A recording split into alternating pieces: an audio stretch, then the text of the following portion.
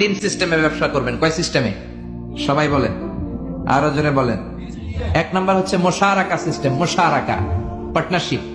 আমি আপনি শেয়ার, তিন চারজন মিলে শেয়ার, আমার টাকা আপনার টাকা, আর দুজনে মিলে ব্যবসা করব। আমার যদি ধরেন 4 লক্ষ টাকা হয়, আপনার যদি 6 লক্ষ টাকা হয়, তাহলে যেই লাভ হবে তার 60% নেবেন আপনি, 40% নেব আমি। লসও যদি হয় 60% আপনার উপর, 40% আমার উপর। এই ব্যবসাকে বৈধ করেছে কে?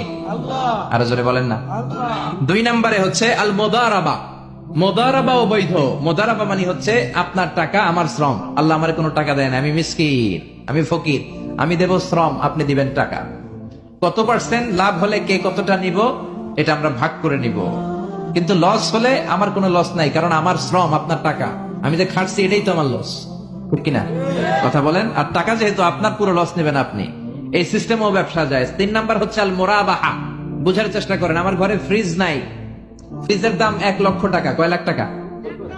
আপনি আমার বাজার থেকে 1 লক্ষ টাকা দিয়ে একটা ফ্রিজ কিনে আমার কাছে 1,20,000 টাকা বিক্রি করবেন। এটা আমি কিস্তিতে দিব আপনারে, 6 মাসের কিস্তিতে দিব।